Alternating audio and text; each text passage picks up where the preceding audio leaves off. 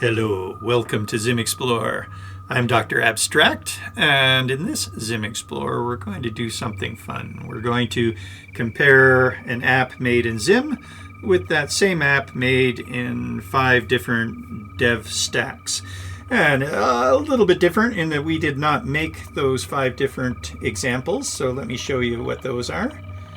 That's this neat guy called Theo. Yay! He's amazing. So I just discovered him.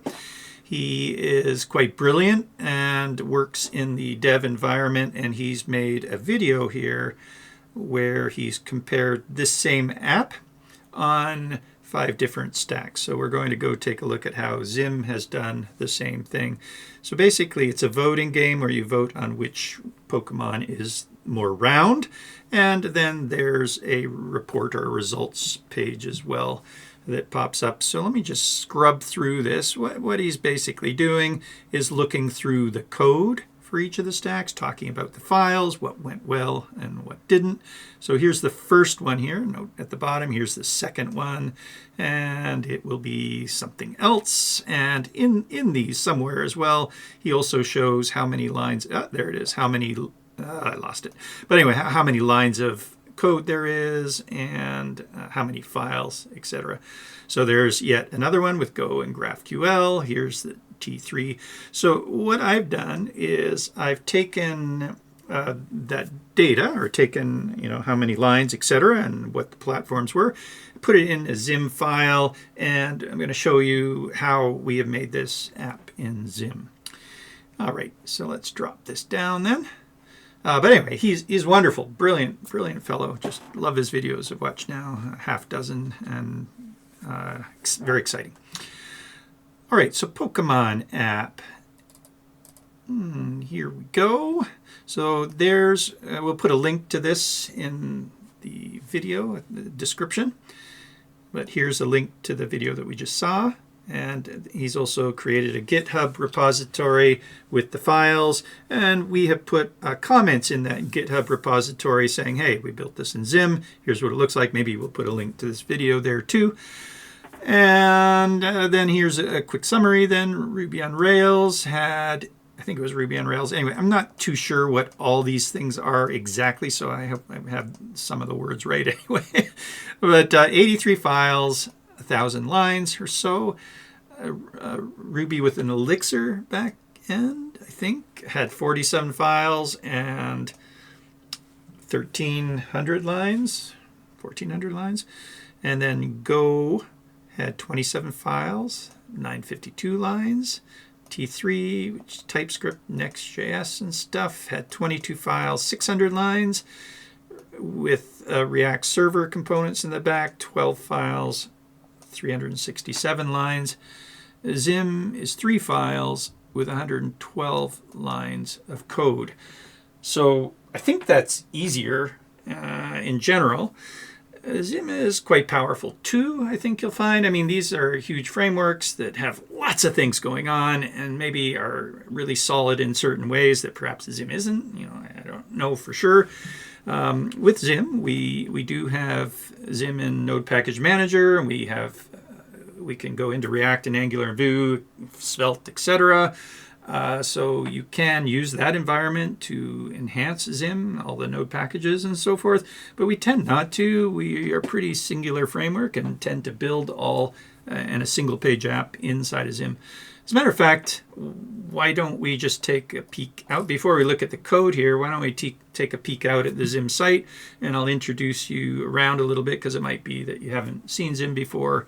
Okay, so let me open up a new file browser here and go into ZIM at zimjs.com. So ZIM's a JavaScript canvas framework. Been around for 10 years. Let's see, if I scroll on down here, we have uses for ZIM, for instance, art, games, e-learning apps. And what happened is we saw an opportunity. There wasn't really a general canvas framework out there. People were making games in Phaser.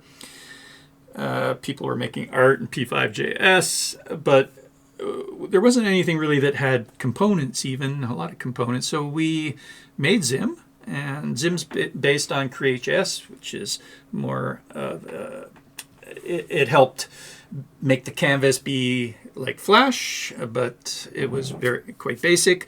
So we've added all of these things on top, lots of conveniences, components, and controls for data visualization, for making puzzles, interactive logos, info actives, etc. If we go into any of these sections, for instance, UI, UX, we've got lots of these components that are right integrated into the canvas. There's about 40 of them that we have now. Accessibility. And any of these sections that you go into, you can hit the More to read about this. And we've broken this down, the More section here, into 4 sections: user interface for the public, user experience for the public, user interface for coders, user experience for coders. Found out that this is called DX from watching that video. So that's great. Very interested in this. I've been doing a lot in interfaces for a long time. So you're welcome to come in and read about how we break that down and what we've done to help out there. Okay. Going back to the site, what else have we got? We've got a dev site. So any of those other ones as well. We'll do that if you go into the game or the art. Or the games or the art. You'll see a More section. Why don't we go into the games one here? There's making HTML5 game examples, etc., etc. And then, so those are all examples that are in there. And if we hit the More section, we talk about how we have motion controllers for joysticks and mouse, and keys, etc. Multiple types of hit tests. Sprites, we're going to use a sprite in the app that we're making now. Integrated physics, we have a game module with a leaderboard, isometric board, other things as well in that. Okay, so there's the idea. You open up the More section and you can read more about it. We do have a devs link as well here, which show for devs, and I'm kind of thinking that we might have some devs coming in and looking at this. That's why we're introducing it like so. We can bring in components into the HTML. So this is a ZIM inside of an HTML page, and those are the different types of components. We have radial components. Here's what's called, it's called a scrambler. I just swiped that. It's called scrambler. Label on path. We do a lot of work with paths. Shapes, for instance, that's called a blob. This one's called a squiggle, and you see how they have Bezier paths? Well, we can animate things along those user editable paths. We can do hit tests on them, shape tweens, etc. We'll see a list in what's coming up, in the app that's coming up. So components, we can embed components, great conveniences like a single drag and drop. This one with a boundary on it. We can do lots of things with the drag and drop too. We can throw it, we can contain it, we got a variety of things.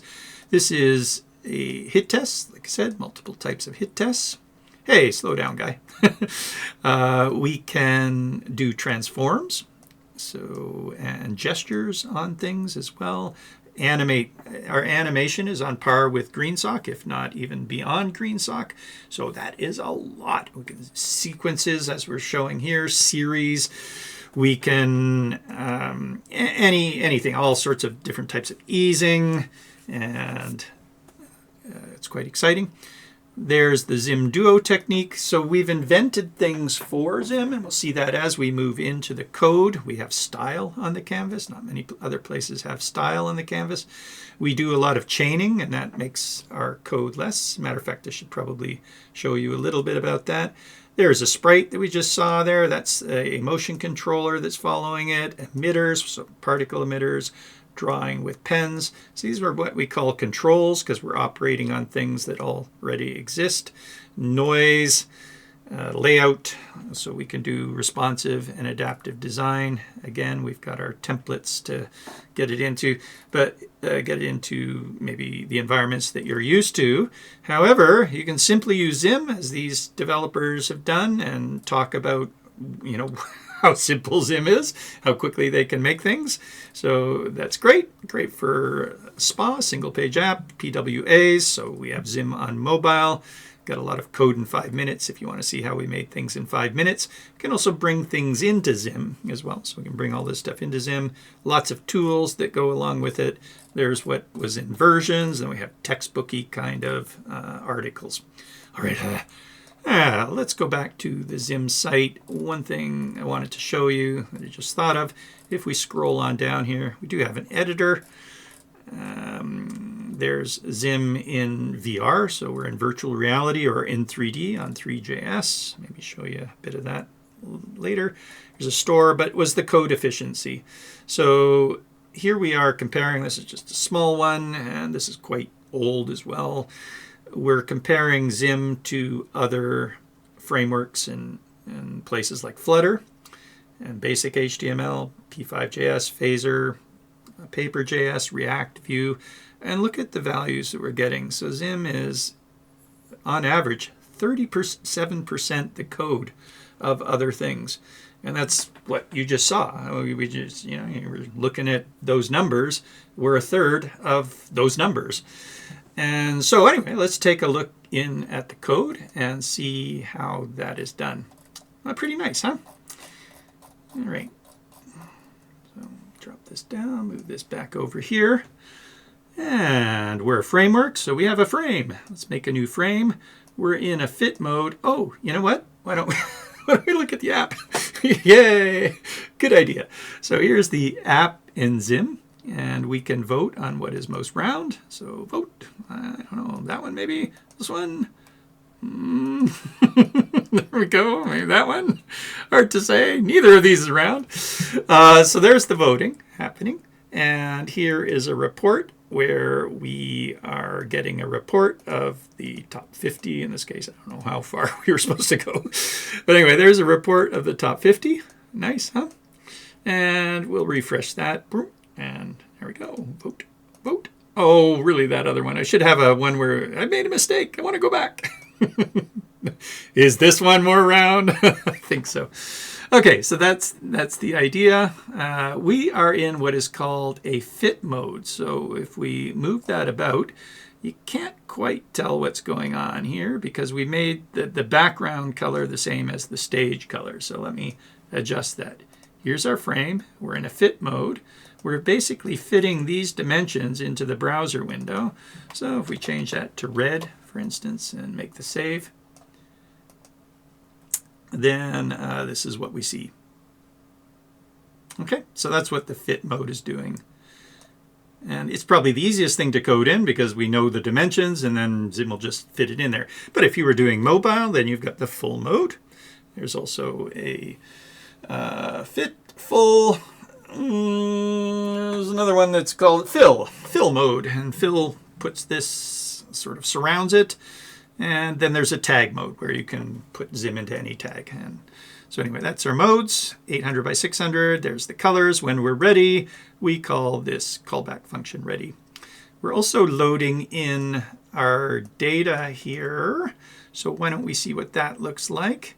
We are bringing in a Pokemon PNG, which is, oh, not that one, Pokemon PNG right here. And it's a sprite sheet. So we just took all of the Pokemon images, dropped them into Texture Packer, and made a less than 2 megabyte image here that has data that comes along with it. So there's the data with the file and the location, file, location, etc. So we might bring in and use these file names. We've matched, I guess, indexes with file names somehow, but not quite. So they sometimes are off, but that doesn't really matter.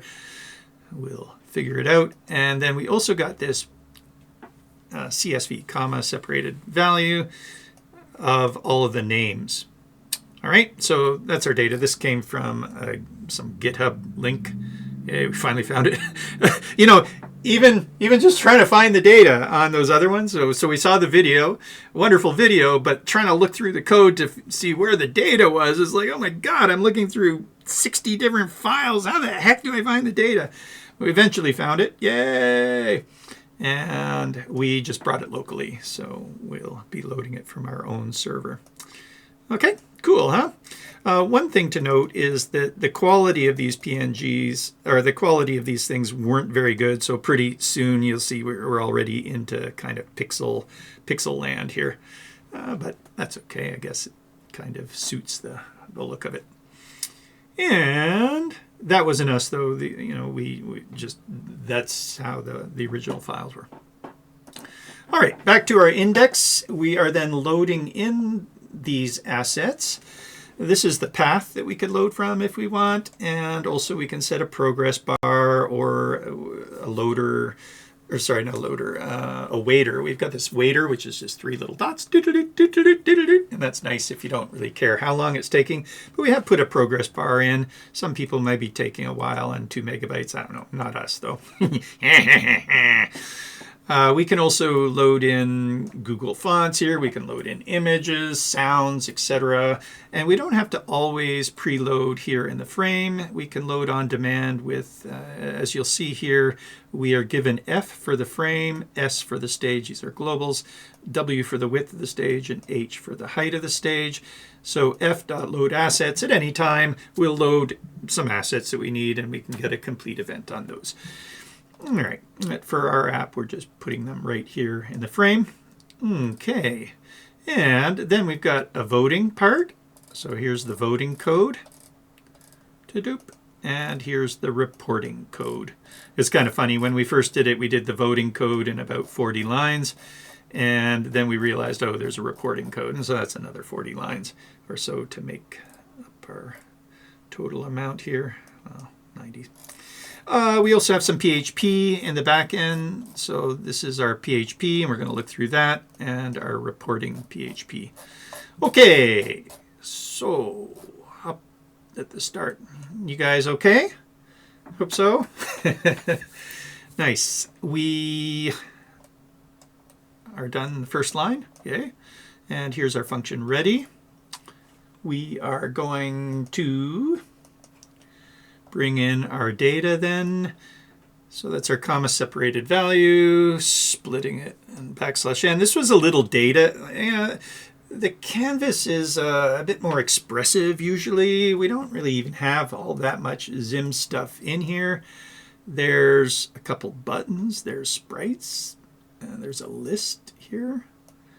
That's nice, but yeah, I mean, and some labels, and we're using some ZIM features, some ZIM conveniences to tile things and stuff. But in general, there's more expressive, interactive things that we would normally be doing on the canvas. Is much like an information app, so is great for React and Vue and Angular, etc. We're just showing that we can do it on the canvas. All right. And some features I think that you'll like as we go through here, hopefully. So we're looping through the data with the ZIM loop. ZIM loop's pretty cool. Here we are looping through an array and getting the elements. We can also get the index number and the total if we want there. But we can also loop through an object literal. We can loop through a container, so a container that has a bunch of objects. At that point, we can also use the loop method and loop through that. We can loop a number of times just by putting a number here. So it's very versatile. And there we are splitting up the data. This is our comma separated value. And we're wanting to basically store in our data the file name. So that's getting the index number, I guess. Data is 0. What is this? The comma separated value. That gets this thing right here. 1, 2, 3, 4. And we're matching that up with our name. All right. At some point, I don't think they match up anymore. I can't. Oh, maybe these ones all match up line numbers. Well, they're not even matching up line numbers quite. But anyway, we're dealing with some data now. Let's go back. Where were we? And storing, that is probably the name in that. Okay, good. And then we're bringing in the Pokemon JSON file.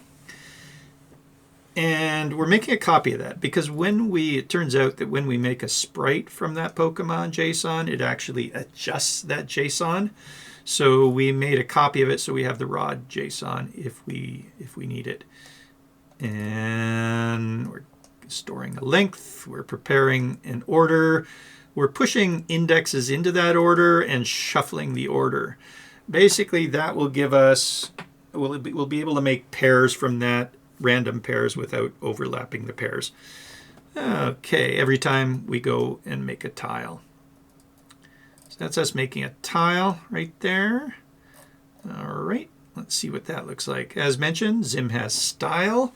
So this is much like CSS, but in object literals. As a matter of fact, we were doing this in object literals before style came along, before CSS came along. So there's another reason why this was easy for us to do, this style, and that is ZIM's got these things called ZIM Duo technique, where we can pass in normal parameters or a configuration object.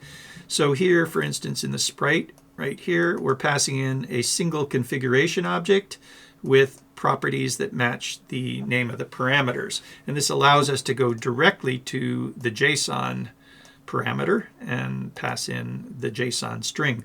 Because you can make a sprite with just a picture. So that would look like this. New pic. And you would pass in the path to the pic. And then you could say that it's got 10 columns and 20 rows or something. And that would be that. So you can make a sprite this way. So here are normal parameters in order. So the JSON parameter comes a bit later after some other things, but we can jump directly to the JSON parameter by going to use the object literal. And it can handle any number of parameters in there as well. Let's find another example of that. If we come on down here, here's a button that has a label, a BG color. By the way, we can do background color as well, but we also harkened back to the early days of HTML and went, well, I don't want to type BG color every time. So alternatively, we can put in or I don't want to type in background color every time. Keep spelling it wrong. Border colors and various. So you see what I mean? We've done our parameters like that. So we can just toggle between the two of them. That was quite wonderful. That was invented in ZIM Duo, or version 2 of ZIM, called ZIM Duo. So we called it the ZIM Duo technique. And then about 8 years later, my kid said, Dad, Python can do that too. What? It turns out, yeah, sure enough, Python can. As far as I know, we're the only JavaScript framework that does that, though. It allows the two ways of doing it. And because we had that 2 ways, we were able to make style quite easily. Can you see why? Because we can pass this into any object that gets made after this style has been declared. And it just gets passed in just like our configuration object. So that's nice. It basically took us a day and a half to make CSS in ZIM. And actually we're a little bit beyond CSS in some cases because, for instance, if we pass in an array here of center and left like that, then what happens is each time it applies a style, it would pick from these. So these are called the ZIM VEE values, dynamic parameters. In this case, we're using it as values of styles, but they can also be used in parameters. So if we pass in an array, it picks randomly inside. It'll pick randomly from that array. If we want, we can pass in a series, like so. And then it picks these in order. And we can also modify, like bounce that, or mix it, or do a variety. Go every 2. So our series is very flexible. Basically, it makes so much more sense than nth child and stuff CSS is doing. So that's a series. We can also pass in the results of a function. So we could put a function here, and every time it gets called, it would use the results of the function. We can use a min-max value. Like these are very powerful. For instance, if we were doing an emitter, we could pass in an array and emit from that array. That's a lot different than picking a random number and passing it into the, or picking a random shape or whatever and passing it into the emitter, because then it would just emit that single random shape. So we need to delay that, and ZIM VEE values dynamic parameters is quite powerful. For instance, the emitter as well. Or let's move to an interval, for instance. If you wanted to make the interval go at different times, you could pass in an array, and then it would pick from those times. You could pass in a series, and then it could play music in certain times, like a series of times. Or you can pass in a squiggly bracket, object literal of a min and a max value. And it would then pick between that min and max. You can use that in the emitter as well to emit at different forces between a min and a max. So those are ZIM VEE values. And they can work here in our style, but they can also work in other parameter cases. Style, by the way, works a touch differently in that the style will run from now on. So as soon as we set a style, these will apply the style. Do we do style anywhere else? Let's have a look. And here we are turning style off. So that's a way to turn the style off. I don't know. Do you see any other styles going? Oh, here's a style right here. This one's interesting because we set a style, italic true, and we tell it to only run once. So it will only apply that style after here. Otherwise, we could have turned it off there, but we threw in the once true. You can remember style and then recall it. Another way to clear style would be use the style class directly. So static method of clear, like that. And you can also remember styles and recall styles in that same way, and do a bunch of other things with styles, add and subtract. But I like generally just using the object literal. By the way, italic is obviously for a label, but if you wanted to, you could do label : oops, gets squiggly brackets, and apply styles only to the labels, like that. And you can also, on this label, you could give this label a group, and then you can apply styles to groups. So that's like classes, but we didn't want to call it classes. So style is quite versatile, and I think that one goes away. Yeah, that looks good. Isn't that nice? All right, so that's a little bit about style, but we're back here on the make tile. And there we're styling, oopsies, I left something around there. You're probably going, wait. Yeah, hopefully this still works. I'm going to just give it a go. Yeah, okay, we're all still in there. There's our voting. And we are going to dispose our tile. So every time we call make tile, if we already have a tile, we're going to dispose it, and then we will make it again. We're preparing for items to put in our tile. What is our tile?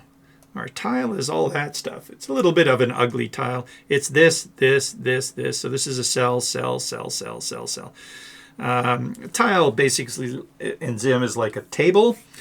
It is probably more responsive than tables. You can actually squeeze the columns if you want to. Or what else about it? If you want to wrap, then you would go to the ZIM wrapper, which does wrapping. It's very much like Flexbox. For instance, tile, I guess, is a bit more like grid. Okay, so we're going to make a tile. And these are the things that we're putting in the tile right now. So we've prepared the items. We're looping because we got two sides. It's a little bit awkward because we got to remember all the things and then put them in the tile alternatively like that. But whatever. Okay, why are we going to an index? If the index is greater than the total. Oh, that was our.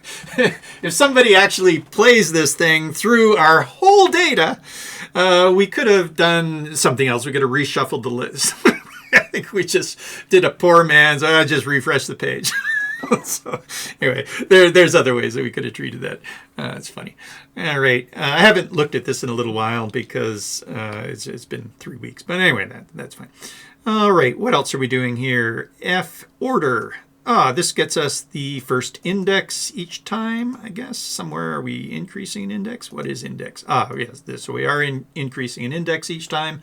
This gets us the file index. No, it gets us the order at that, which is that's a little bit confusing. Whatever. Like I said, a lot of data manipulation here, but that's just raw JavaScript. Really doesn't have anything to do with ZIM. There we are getting from the JSON file a file name. We are splitting the ID. What the heck is the ID? Oh, that is the ID is going to be splitting the 0 element of that. Oh, that takes off the PNG or whatever on the file name. Okay, and then we're getting a second ID. Ah, yeah, right. Okay, second ID because we need to know who we're playing. Initially, we had just recorded, just simply recorded the data in a flat file saying, this person won, this one, this one, this one, this one, this one, this one. And then we realized, oh, okay, when we saw that the examples had a report, we need to know wins and losses. So here on the report, there's wins and losses as well. Do we have any losses on the top here? We haven't played this too many times. So, oh, there's one right there. So note that these ones that won 2 and lost 0 are up above the ones that won 2 but lost 1. Yeah, okay, that's good. The report on the videos, that's what I'll call it, by the way, the videos, the 5 versions from the video used percentages there, but we found percentages a little bit awkward because you could play 2 games, win both of them, and have 100%, or you can play 200 games, lose 1, and you're no longer in first place. So we just went by wins and sorted by wins and losses. We'll see that as we get into the data. All right. Where were we in here? Okay. Oh yeah, so we needed a second ID, and that's us, I guess, getting the second ID as to who we're playing, and then we put the we're doing this twice, so it's like this one is the button, and if you press that button, then you're the winner, so you get the kind of original ID here, and then the loser is the other ID. All right, fine. So we are then pushing into items a sprite. Yay! So there's our sprite that we mentioned. We're using the sprite as a sprite sheet. Usually a sprite is an animation and it will keep on running or whatever. We can loop. Oh, the way ZIM does sprites is amazing. It basically uses ZIM Animate to animate the sprite value or frame numbers, which means you can easily slow down and speed up the sprite. We do that also with a dynamo to make it dynamic, but you can loop and rewind, which is cool, and using all the animate things. Ease if you need to, but usually we run it linear. Anyway, here we're just running a single frame and using it as a texture atlas. So a lot of games will do that as well. They'll have a single or maybe multiple, but big texture atlases. So a big sprite sheet of all the parts. It's not even supposed to be an animation. They're just all, here's a treasure chest, there's a jewel, etc. And then you can use the sprite to go to that frame. And that way it's one call. That one big picture is one call to the GPU. And it's very, very fast. It's really good for mobile as well. So sprites are a good way to get in your assets, even if you're not going to use them as an animation. In this case, we got a bunch of Pokemons, and we're going to run that specific frame. This makes a little picture. Yay! We're sizing that to 100 height. So it's, that's how we handled it. We just said all of these things are going to be 100 pixels high, and hopefully they're not too wide. That's fine. It works out well. We do have other ways to scale to things. We've got scaleTo, which can scale to any container and certain percentages. We'll show you that. There's probably one of those coming up here. And we have the fit as well. Fit is a command that allows you to fit within dimensions. Anyway, usually we use scale to a container. In this case, we're just sizing it to the height. Note that we chain a lot in ZIM, and you'll see a lot of chaining as we go forward as well. We'll talk about more about that later. We're making a label based on that ID. That's how big it is. That would be its font if we had a font, and tin color. We are then making another label with the name, and that's this one. Capitalize that. We've got a vote button that we're scaling, so that's scaling 0.8 and applying a tap methods. You're not really supposed to, we have an on method, and the on method is like addEventListener. It's just a lot shorter. Yay. That came from Create.js. Yay, good decision. So we no longer have to say addEventListener all the time. We just say on, but it's not chainable because it returns an ID so that we can turn something off with the off method and the ID. So we made a short chainable tap, and our components as well has a short, a chainable change method that is chainable. And anyway, here we are. When we tap that, it's just like a click. When we tap it, we are calling our data. We're using ZIM Async, which uses JSON P and get. We also have AJAX that we could use, and we also have bind that we can use that binds either get or post. And async is get only, AJAX is get or post. And we are sending the winner and the loser. And here's a callback. So that's what the JSON P will call back, confirm. And there's our confirm. We're getting a result, and we're setting something green or red depending on whether we have success, and then we're turning it back again. So we're not really doing much. I don't think we're going to get any errors. Whatever. Okay, good. And then we're making the tiles. So once we've clicked on it, on the vote, we then remake the tile, and it will do this all over again, dispose what we had. And here is the tile. The tile is tiling each of those items, but not like it would be very easy to do if the items were made in order, but because we had to loop through each pair, we didn't have them in order, so we're ending up alternating them. Not the most elegant way, but whatever. I guess it works. 2 columns, 4 rows, 150 spacing in the H, 30 spacing in the V. This true means, if you recall, this would normally be a ZIM VEE value, and it would randomly pick from these and tile them, because we usually make art with tiles. So tiling is a wonderful thing to make art, and we want to randomly apply different shapes or use shapes with different colors, etc. It's good to have a ZIM VEE around.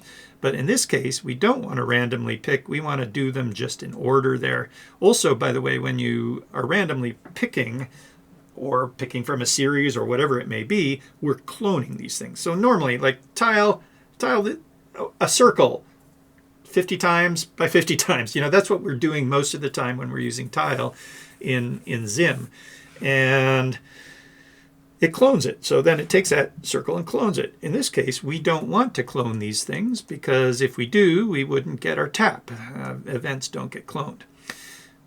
Anyway, this true means treat these as unique. So don't clone them and treat them in order. So that's what that true means. And when we're laying out things, we will often use that true. Great. And we're centering it on the stage there. We shifted a few of those items in there. That's probably easier. If we wanted to, the tile, we can put column widths and row heights, and we can specify spacing, individual spacings with ZIM VEE values.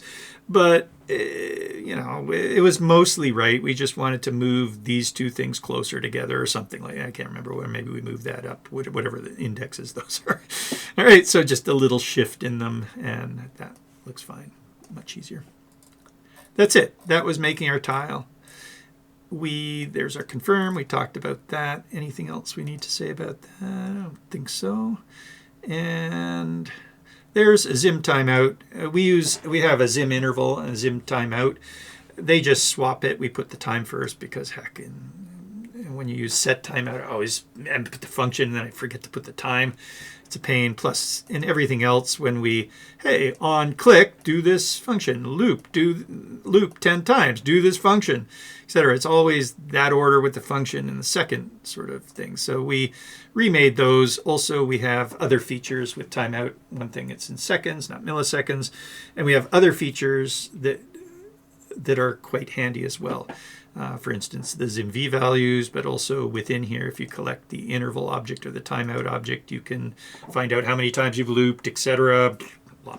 And our intervals. Oh yeah, intervals is time. I was going to say our loops can be turned into intervals. We can loop through things with the ZIM loop and set an interval time on those. That'd be handy too.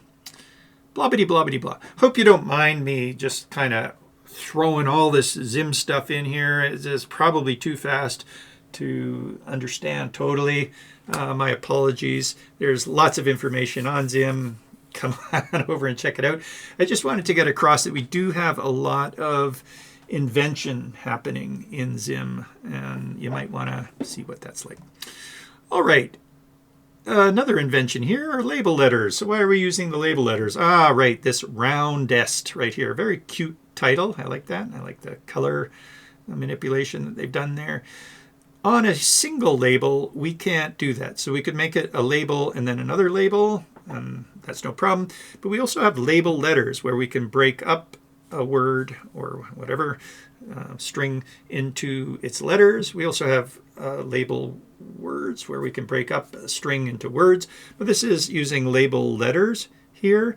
And that's handy because then we can animate each one individually. We didn't put any extra animations and emitters in here that we could have and shown off the canvas properly. But we didn't, come take a look at the ZIM examples. Maybe what we'll do is we're about to go into the report here. Maybe what we'll do is before we go to the report, I'll pop out and we'll take a look at some examples of the things made in ZIM. That will give you a bit of a break. You can even go get a cookie if you want. Usually when we're doing a ZIM Explore here, we offer a kind of a time where we suggest you might want to go get a cookie. We played a little, hey, go get a cookie.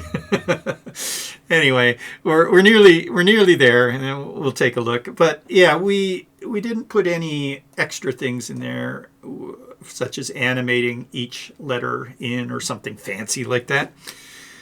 But it does help because we can actually apply. This was funny. We put a little note here. How retro! We can apply some simple HTML to our string, and label letters will format the letters depending on that. So we're rocking the font tag. Woohoo! This has nothing to do with HTML. This was us in ZIM parsing traditional HTML. So bolds, underlines, and anything you want in there. You can, well, not anything, but a bunch of basic word processing type stuff you could put in there and work that on the letters. So it comes in handy in this case. There it is, roundest. And we're setting a font color of white and a font color of yellow. Oh, don't kill me. But do you like it? Yeah, like I said, we're just joking around there. However, it can be handy. And we're using pose. So pose, we've got loc and pose as two easy ones. We've got add to, so just add to. You saw the center already. We also have center reg, which centers it and centers the registration point. Loc will locate the registration point. So it's like your X and Y. So if you want to locate X and Y, the registration point, use loc. Pose, a little bit different, in that we've got a couple things going on with it. One is we've got location or centers, so the side in a sense. This is saying locate at 0 from the center, 50 from the top by default. That's top. But we could have put it at the bottom, dot bottom, or not dot, but put bottom in there, and it would have done that.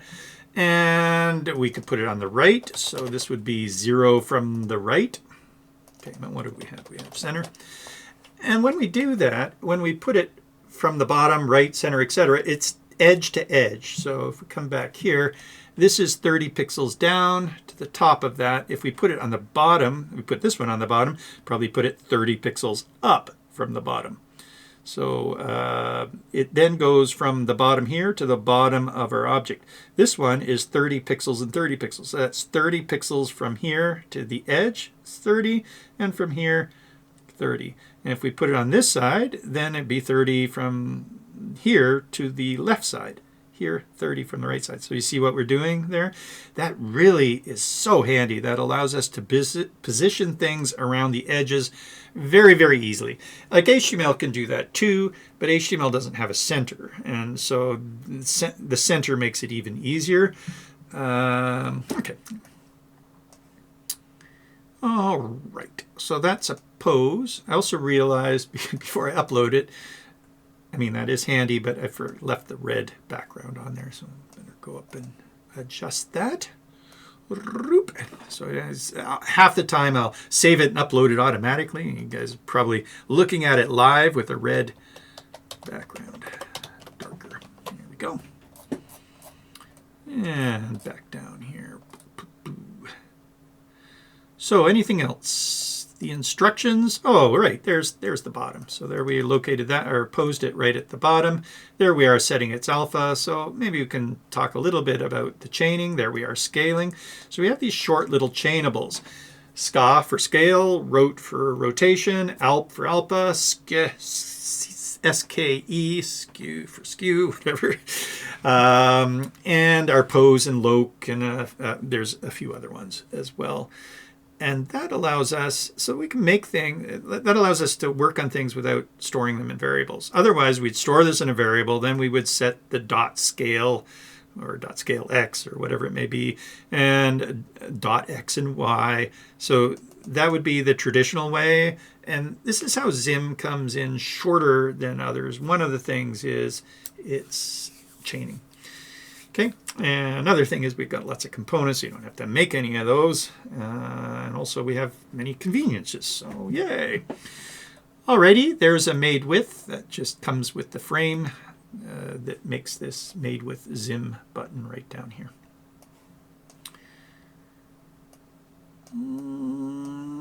Good, and it is time. We've hit the report, so we've already looked through all of this stuff that we can see right at the moment. Yay! Like I said, that was originally something like 48 lines, and we're comparing that to something that's many, many more lines. And then here is the report that's coming up to see how we got all these things into here. Oh, right. Before we do the report, we didn't look at this guy right here. So what is the PHP doing? So how did our async hook up? So we'll do the report after, but here is the PHP, and we'll do that just before we go out and have our little break. So this is PHP. It's obviously not in here. It's in a PHP file called vote.php. We're using JSON P, which requires you to return some JavaScript, so that's that. We're also using ZIM Base, which makes using MySQLi a lot easier. We're at a third, basically, a third. Maybe when we go out and look at examples, I can show you where information on ZIM Base is. But that's a third on the back end.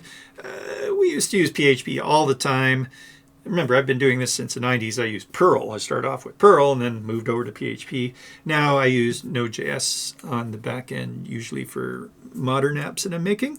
But if I'm just doing something small, I don't mind doing it in PHP like this with ZIM Base. As you'll see, this makes it pretty easy. So we can make the variables that are coming in there. That will give us $ID, $winner, $loser available. We are now calling an update on our database. And of the Pokemon table, we're increasing our wins. Adding a date now. So this is our update stuff. And where, this is the where clause, where ID is the winner. So basically we've just converted the information, the instructions, the SQL into PHP arrays. Which, I don't know, I mean, I don't mind them. Hashes. That was my first time seeing this. Now that I'm using arrow functions, it's starting to get a little bit confusing. But luckily I'm not back here on PHP all that often. But isn't that neat? So we're at a third the size of the SQL. So we do that again with the losses. And if that input happened, then we'll get the affected rows have increased, and we can echo success. So when we do echo, we call async. So this is a string. We call async. This is the function name that we said that we wanted. So that's passed in right here. And there's the function. And JSON P will call that function for us. Or we could have used Ajax as well. All right. That's that.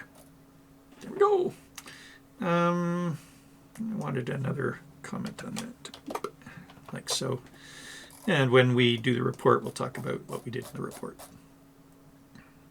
here's the report. I think we made it to the report. And you know what that means. Fum, fum, fum. We get to look around ZIM a little bit more. So let's pop that up there. We just introduced Rive integration. Rive is a way that you can animate. It's kind of like Adobe Animate, but modern and sort of fun. And it's got this component in the middle. What do they call that? A state machine. Anyway, a lot of the animations we could already do in ZIM, but Rive is great for things like bones and stuff.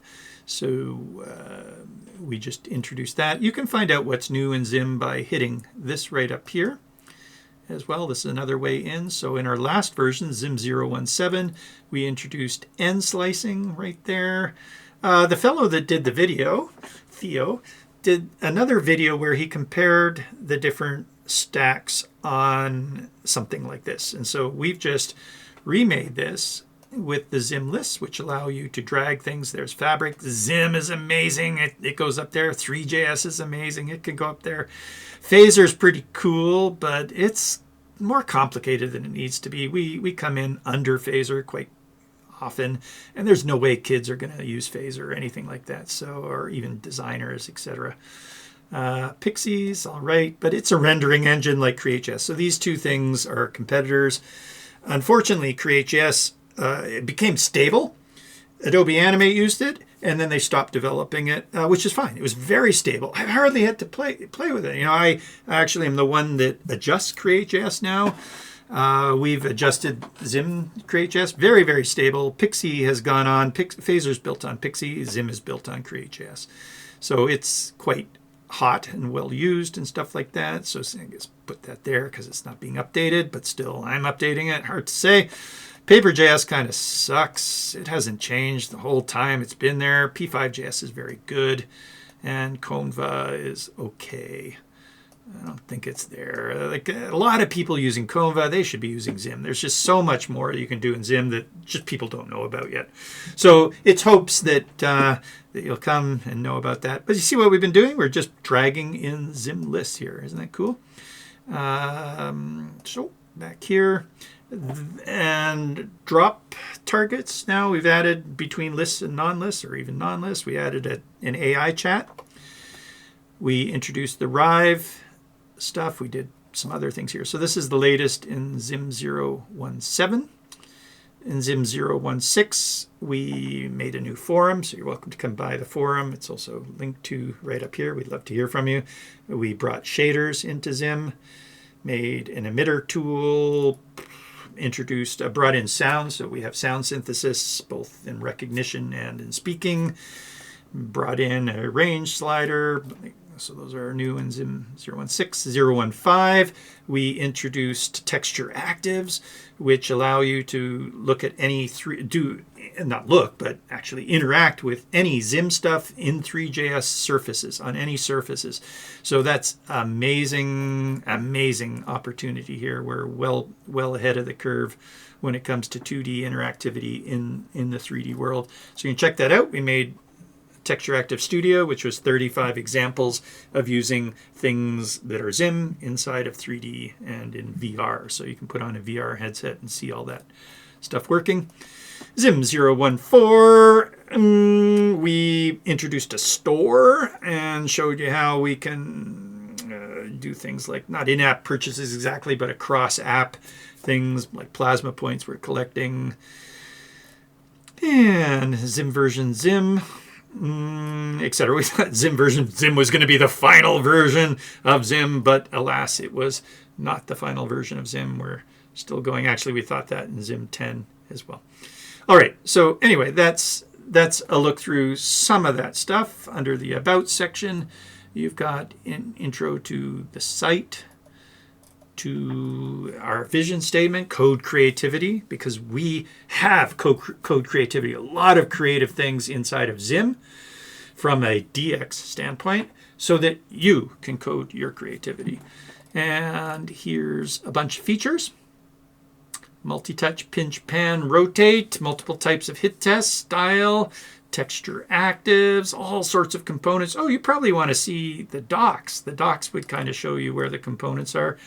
The uses, so you can watch a video on, basically it's those 10 banners, but more specifically there.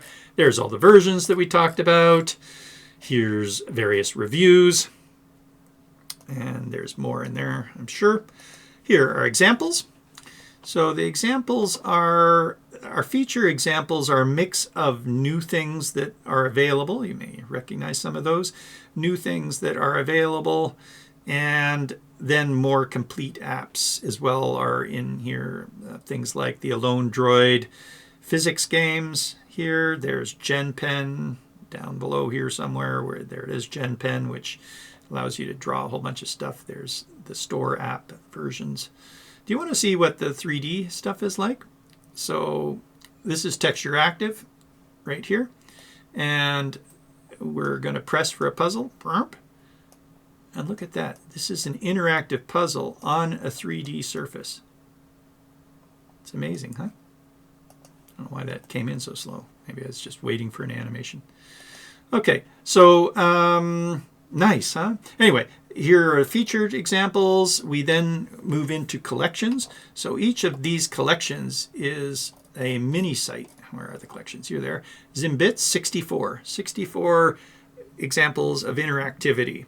ZIM Story is a storybook, you know, so we can do one of those interactive stories. It's built right into ZIM and change pages. And that's also the front. There's a video of me going through the stories, telling you about all the features of ZIM that are in that storybook. There's the editor, hundreds, 200, 300 examples. You should probably see the editor. It's also available right here at the top. Hopefully we'll take a quick peek at the editor. A bunch of examples in 3D, Rive examples. So these are mini sites. There's a bunch of particle emitters, how to work with beads. Neo, we introduced animation along a path, so that's a mini site for that. Mini site for physics is right here, etc. So this is 35 mini sites on stuff that ZIM can do. Accessibility, the motion controllers, adaptive, responsive design stuff, blah, blah, blah. And we liked NFTs, so we made interactive NFTs. Here's a bunch of CodePen examples. So hundreds and hundreds of CodePen examples. It'll be much like the editor. We have a bunch of stuff in the editor as well. Some of those with hundreds of likes. And then more kind of older examples down here. Okay. So lots of examples in ZIM. If we go to the editor, oh, this looks like it's the, and must have been playing with some of these things. So that's the end slicing example, and you can see the code behind the end slicing example right there to make that whole bunch of stuff that we saw. And you can copy the code over there, and here it comes over to here. But anyway, under the Zaps tab, we're logged in, so many of these are my Zaps. So Zaps are basically apps made in ZIM, and we can store these in lists and share lists with teachers, etc. So like I said, I'm logged in, but you'll end up seeing, for instance, mid-level. Here's the expo. You can press on any of these files and get to them, or hit the expo and see the various files. And when you do, you will go, there's an isometric board. And there's the isometric board. I'm not sure if I'm doing anything but just placing those on there. Again, you can get to see the code right there. Copy the code over, start playing. So the editor's a wonderful place to see a bunch of examples in ZIM. Yay. What else? So we're just on a break. Did I show you the dev site? I think I showed you the dev site initially. The docs. Yeah, let's just take a peek at the docs, although we've been coming across, maybe before we saw the examples. How about we take a quick peek at the Learn? So if you want to learn ZIM, there's all these videos right here. How to just do JavaScript with creative coding is here. That's a huge 40 video series. But the ZIM Basics, if you know JavaScript, which you probably do, then come in, check out the ZIM Basics. That will get you started with ZIM, assuming that you know JavaScript. There's the Explore videos. Hey, this is an Explore video. Code in 5 minutes if you want to see things faster. Adobe Animate exports to Create.js, and we are built on Create.js. That means that the whole Adobe Animate world can use all of the ZIM stuff in Adobe Animate, which used to be Flash. And we use the ZIM shim for that. And so that's 30 tutorials on how to build from that. Code pen examples, kids, school. I teach at Sheridan, interactive media there. I've been doing this for years, since the 90s. There's articles on Medium and Dev, and then a bunch of tutorials that are sort of older, but maybe still good for you. Who knows? So that's the Learn section. So the editor, the code section gives you your template. Usually we hit copy. This goes into an HTML page. That is the HTML page right there. And we're working in ZIM right there. Nothing else. So we sometimes scratch our head and see this big sort of world that all the developers are making, and just kind of go, whoa. All right, we've been in that world a bit. We've made no package manager versions and all that kind of stuff. So we've used Vite and etc. and sort of built all that. And I don't know, I'm kind of really happy using single page apps right here in ZIM right away. All right, so anyway, more features in here. We can develop mobile apps like PWAs in 5 minutes. This is a tool in 5 minutes, gives you a PWA. And that kind of thing working in Apple, when we were doing native apps in Apple back in Flash and going into Air and stuff, that was like 70 steps to do. This is 5 minutes to do the same thing that we were doing before. So I hope PWAs take off a bit more. Like they're getting there. It's hard to say. All right, so there's our CDN, and also then the Node Package Manager world as well. A bunch of help things, tools. So we distill, that's like tree shaking. So we don't need to use all of ZIM.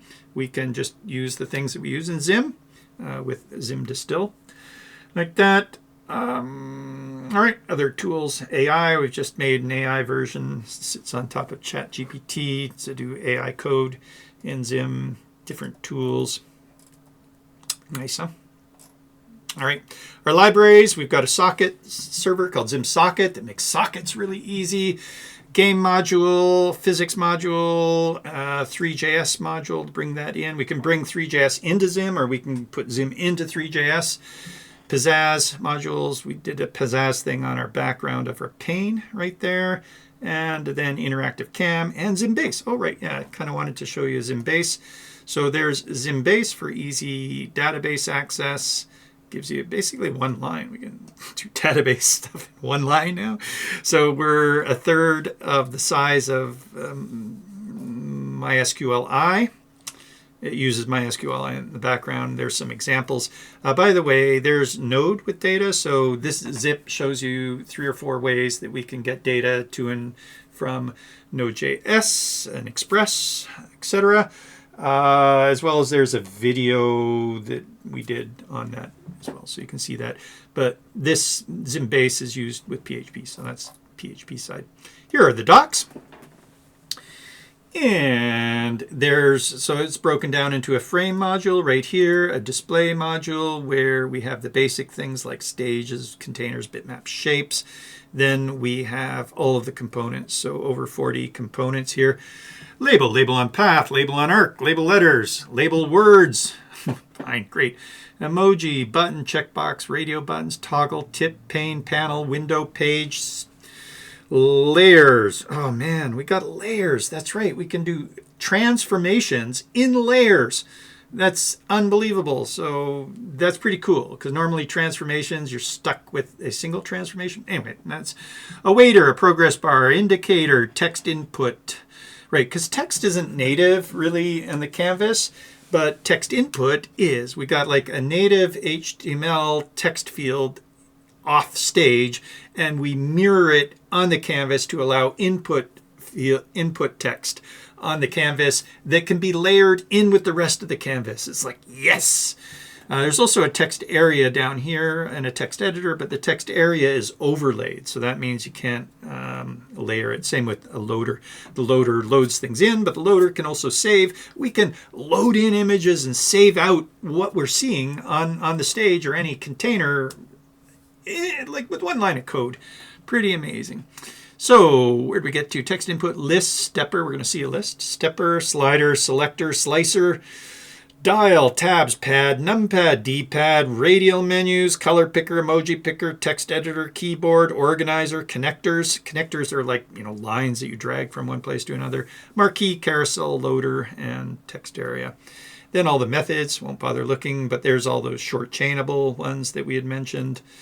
This is all pretty small for you. Oh, the idea, though, is, of course, you press on anything for it to show you. Right, say we're looking at a button or something like that. There's a button. Here are the parameters for a button. Imagine having to do all those in order.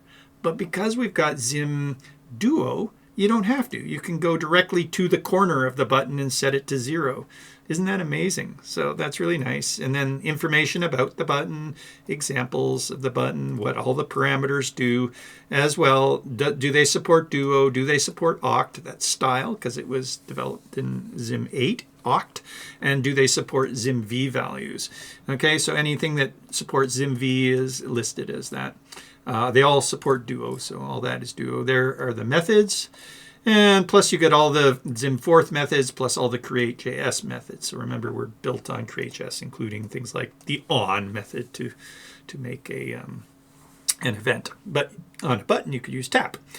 And properties, as well as the properties for a container and the properties for create.js, etc., and events. You can see this on one page, single page. You can see the code behind this. You can get ZIM bits, all the ZIM bits that use a button. You can get videos on it. All right, so you can open that up and do a search on any of these. If we want a tile, for instance, there's the tile and information on the tile, as well as examples and all the information there.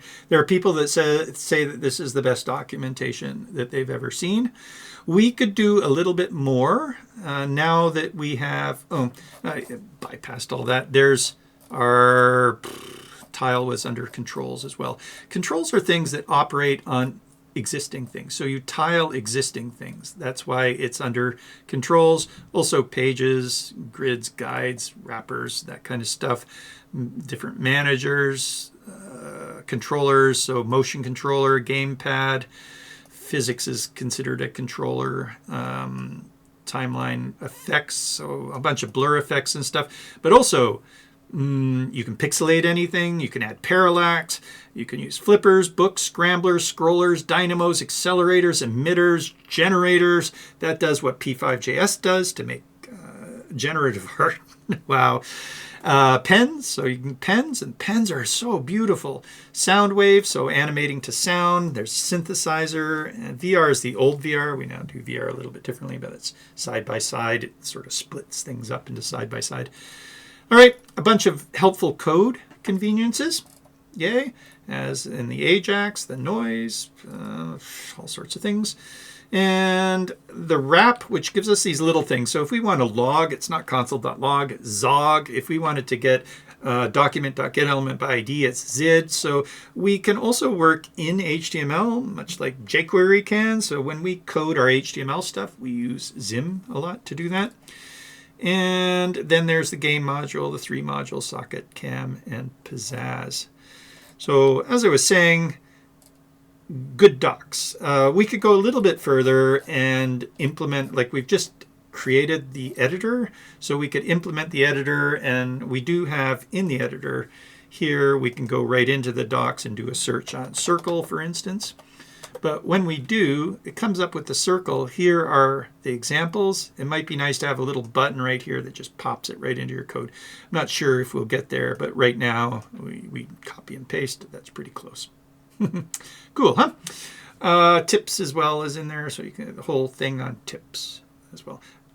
I think we may have gone a little bit overboard there. Let's get back to the code. My apologies. It's like infomercial. All right, so if you want to skip that in whatever 10 minutes, instant ZIM, then go ahead. Let's go back to the report and see what we did on the report. Did you finish your cookie? Was that fun? I hope so. Also, I hope I haven't been too exuberant. I just looked over and I saw that I was redlining my microphone. Oh well. Alrighty. Back into it here. So what are we doing? Why don't we take a look? We've got a report button right there, and we posed that on the top right. the report button. When we press that or tap it, we're pulling up a pane, and the pane has as its content a list. And the list, a list normally is just a bunch of text in a list. That's the default, but we can list anything horizontally or vertically, which is really cool. We can also pull things out of lists and put things into lists. And right here, we're listing a bunch of tiles. So this is a tile, that's a tile, that's a tile. And for our list for what's it called, optimization, we remove things out here and remove things up there, and we only show things that are in the neighborhood of the list, and that's helped us optimize that scroll. That's pretty nice. You can pick it up by the scroll bar there if you so desire. I mean, you can turn that off if you want. It's quite customizable. We don't have a grid though, so we don't have a built-in grid of, so this was a little bit not tricky to make, but you might not know how to make it unless you've worked in ZIM a touch. So let's see how we did that. Of course, you can watch videos and see like this. Hey, here's our button. It has report, BG color. Can't remember if I mentioned BG color. I think I might have. Background color also works. Yeah, I think so, because we came here and took a look at the ZIM Duo technique of the configuration object there. And we're scaling it, positioning it, and when we tap, we are going to call the report data, and that then sends back our data.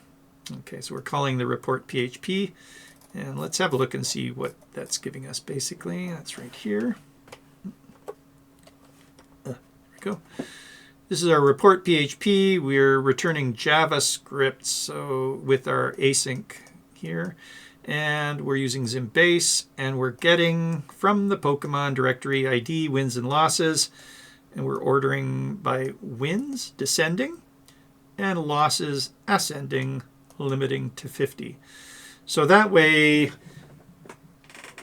if they have 3 wins and 0 losses, they'll be above somebody with 3 wins and 1 loss. And then we're sending back a JSON encoding of that array to our report, which is right here. Report, and getting that, which will automatically be JSON parsed. We're resetting a style. That was almost a bug, because if you play again, when you play again, it sets a style here. Where? Here. And that style would then get applied to the next time you run the report. So we probably could have turned, go back and forth all over the place here. We probably could have turned that style off after we did the, it would probably be more convenient to do it there. So style there, and so we don't mess up other things. Style equals, and turn that off. Or style.clear lowercase, well, all these guys lowercase using the class. And that way we don't have to remember to do it in there. All right, we're disposing the board. What is the board? The board is probably the pane. Yep, so there's the pane, like a leaderboard. We do have a leaderboard, but we didn't use the leaderboard in this case. Actually, I wonder if we could have. We've got a built-in leaderboard. A little bit different.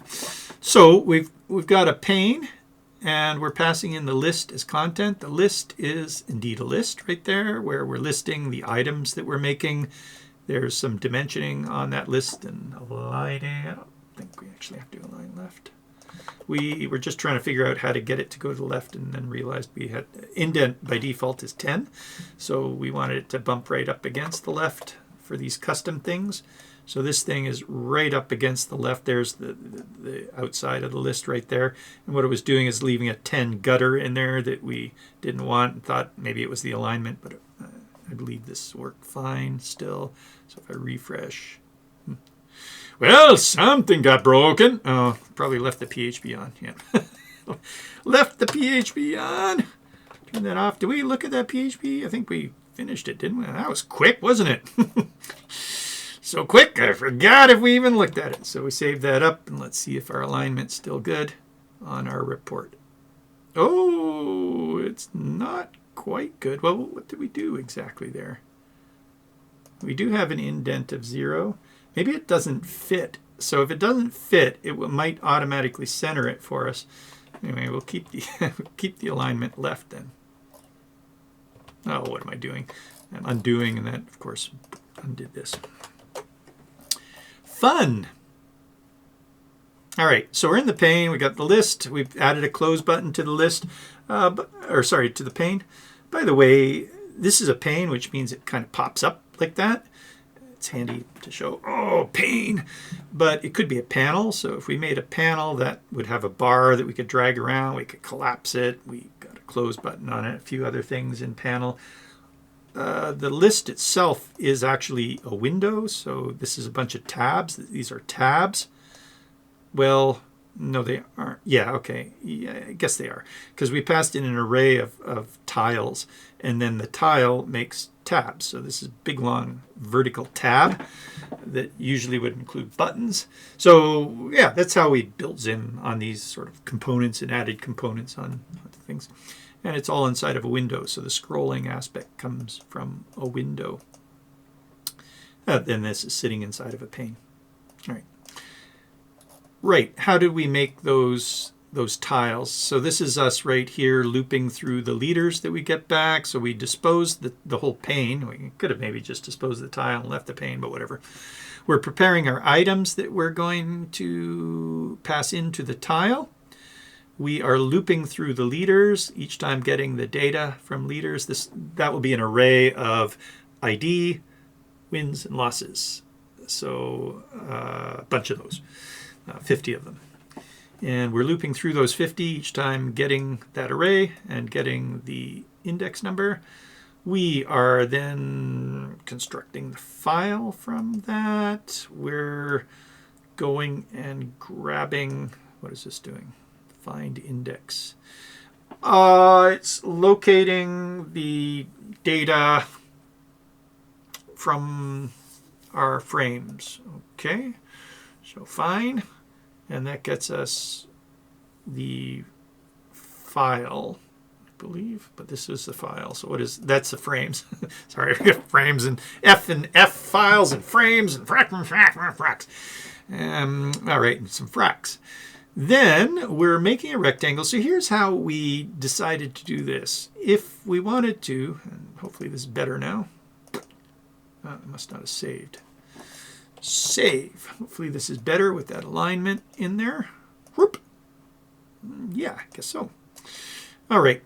We have decided to make a rectangle, which is a square, and center a number in it.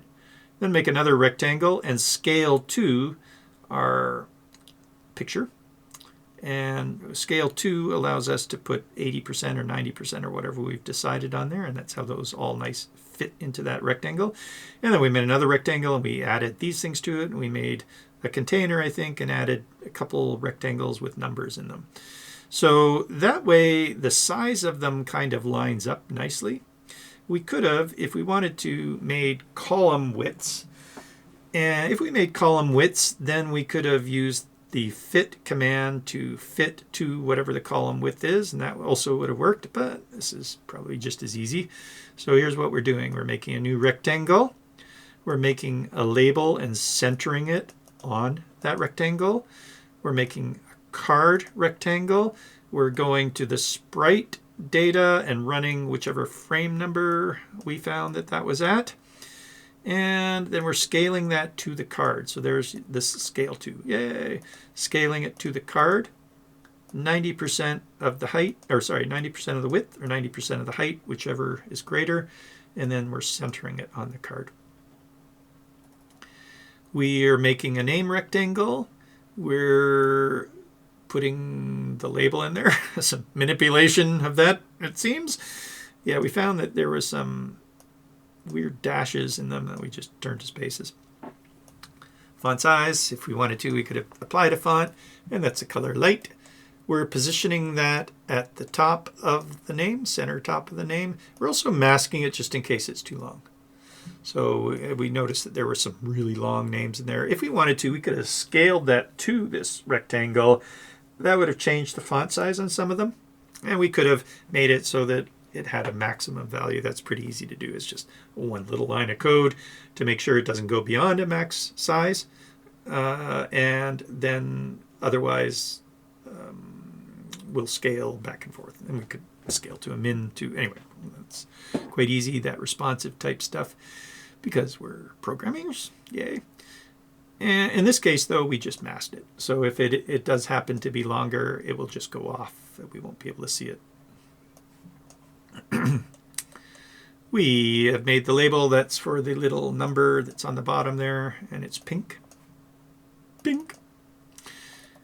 We then make the stats container, which is a container. By the way, the rectangle, I don't know if you noticed, rectangles, any of the ZIM shapes, rectangles, circles, triangles, flares, blobs, squiggles, well, maybe not a squiggle, are containers that contain a shape, and that's handy. We get to put things in them. Just be careful. If you put things in them, they won't be interactive. We've turned the mouse children false on those so that nothing inside is interactive, but you can set mouse children true, then they are interactive. We did that because we don't want people, when we drag a container, it will automatically drag the child that it's pressed on, unless we say all : true as we're dragging, and then it drags the whole thing.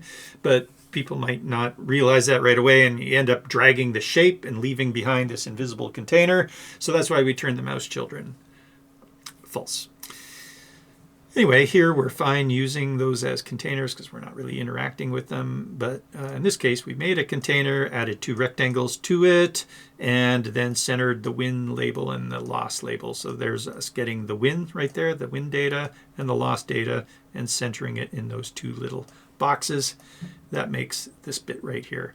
So we've constructed a tile right there of those things. 4 columns, 1 row, 3 pixels horizontal spacing, 0 pixel, oh, that doesn't really matter. And true again, remember, for unique. So otherwise it would randomize those things and put it there. But this will do those in order and not clone them either. And then why are we putting the item in items? Oh, right, because that's just one tile. So now we have an array of all of the tiles, our top 50 tiles, basically. So items is an array, and then we add it to the list. So after we've done that, we've got this list of all of our tiles. We then say, hey, let's list the items, some information or details on the parameters on the list there, and then we add that to the pane as content. Done. We're done. Dum, dum, dum. And we show that pane. Why do we show the pane? Oh, right, because this is us getting our report back. And then we show that pane, .show. Neat thing here, there's a callback right there that of a function that you can do when you close the pane. So if you close the pane and want to do a function, then you can just pop it right in there. Or you can put an on close event, I think. There's an on hide. I can't remember, show and hide. It might be an on hide event. But I hardly use it anymore because I just put the callback right in there. Isn't that nice? We talked about that. We talked about that. We went over ZIM. You have eaten a cookie. Hopefully you've eaten a cookie. And you're happy. I'm happy. we made a little app here. Yeah, let us know how you feel about that. I know it's not quite apples to apples, that you guys wanted to put these on the server side, maybe, because there are times when you want to load your pictures from the server, no doubt. Well, I mean, we're loading the picture from the server, I guess. But we lucked out. These are small pictures. If we had so many pictures, we're not going to load them all at once. We can certainly do that. There's no problem loading individuals, and we can load on demand. And we've actually got lazy loading on the canvas, so we don't even have to preload if we don't want to. We can lazy load almost everything. Can't actually lazy load a sprite, though. Anything else we want to tell you while we got you here? It's pretty good, though, huh? 112 lines. Like I said, yeah, let us know. Come on into the forum, zimjs.com/Slack, zimjs.com/Discord. Oh, we're not on Slack anymore. It'll take you there. You'll get there. I'm sorry, I'm a bit brain dead. ZIMJS.com/forum or forum.zimjs.com is right here. You can also press that thing. So we've been around for 10 years. Here's the forum, and there's a video about our 10 years. Here's what it used to look like. We used to split all these things up into individual files. Then we did ZIM Distill and the tree shaking. Anyway, you can come on in and have a read there about that. That's our forum. And then we're also on Discord. And, talk to us. Say hello. Don't be shy at all. I know you're a dev, but surely you can do it. Well, you might not be a dev. Right. And thank you very much again for Theo. I'm not sure if we have that around anymore. Yeah, we do. Thank you very much, Theo. These videos have just been amazing. There's our little message there, by the way, on the top. Not many comments. I don't know why. I'm not sure. We had initially made this in 48 lines and then realized that we needed to do the report. So now it's 94. Like a lot of these other ones, look, they got hundreds of comments. Like, I'm not sure what's going on. Have we done something wrong? I don't know. And also, if you hit the more thing here, there's the GitHub's link. So I'll press that. And in the GitHub's link, under issues, I don't know if it's exactly an issue, but there's the app made in ZIM. And we show our code, and then we added the report, and we show the code with the report added. Now we'll probably put this video here. I'm not totally sure if it's appropriate, so my apologies if we're stepping on any toes or something. But to some degree, we do slightly consider this an issue if we're coming in at a third the code, probably coding it much quicker. I know there's other things that these big frameworks will give you. There's actually a lot that ZIM will give you as well. This may not be quite the normal app for the canvas, but we're still coming in at less code. There might be certain things that we maybe didn't handle in some way, and so apologies if we missed something there. One thing is these guys added the percentages. I don't know if I mentioned it, but percentages we thought were kind of unnecessary. A minor point, we could have easily calculated percentages as well. So keep at it, Theo. I think you might have said when you were doing the ordering of these frameworks, which was a great video as well. I love that one. When you're doing the ordering of the frameworks, you had mentioned that Flash was one of your favorites. So maybe you did work in a Flash environment, and perhaps you'd get a kick out of reviewing ZIM one day, take a closer look at it. That's kind of the hopes of why we're posting it here. I'm not quite sure how else to contact you. So Theo, if you're listening to this and made it all the way through, hey, I made it all the way through your video. I think yours a little bit more professional, probably. At least, we were looking at you. I'm a handsome guy too. Sorry I didn't get a video of me up there. Maybe next time, huh? But if you're still here, please message me. You can give me a PM if you want on anything, and we'll catch you later. Enjoyed your videos, and hopefully you guys enjoy ZIM. Do you know what this has been? This has been a ZIM Explore. So there's a bunch of ZIM Explore videos that are longer, where we go in deep with the code, and you can check those out if you liked it. We also have bubbling videos where we 300 videos saying what's new in ZIM, code in 5 minutes. And the ZIM Basics is a good series to look at if you want to learn ZIM. Cheers! Bye. Have a great day or night.